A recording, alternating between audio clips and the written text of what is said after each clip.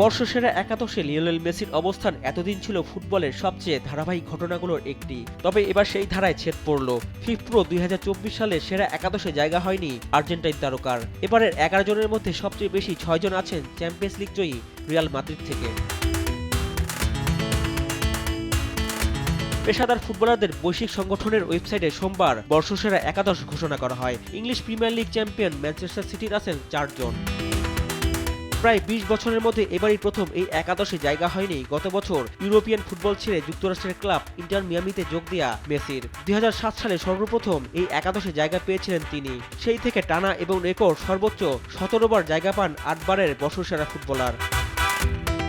৭০টি দেশের ২১,০০০-এর বেশি ফুটবলারের ভোটে প্রতি বছরের সেরা একাদশ ঘোষণা করে সংস্থাটি। সর্বোচ্চ ১১,১৭৬ জনের ভোট পেয়েছেন রিয়ালের তারকা মিডফিল্ডার জুডে বেলিংহাম। প্রথমবারের মতো একাদশে জায়গা পেয়েছেন Dani Carvajal, Antonio Rudiger, Ederson ও এবারের ব্যালন ডি'অর জয়ী রদ্রি।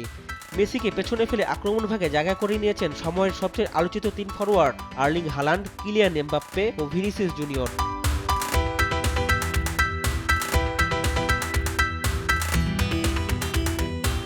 রিয়ালের হয়ে চ্যাম্পিয়ন্স লিগ জয়ী টনি ক্রুস জুন-জুলাইয়ের ইউরোপিয়ান চ্যাম্পিয়নশিপের শেষে ফুটবলকে বিদায় জানান। তিনিও আছেন একাদশে। রিয়াল ও সিটির বাইরে জায়গা পেয়েছেন কেবল একজন, Liverpool Dutch midfielder Virgil van Dijk. Rifat Anjum, Desh TV, sports desk.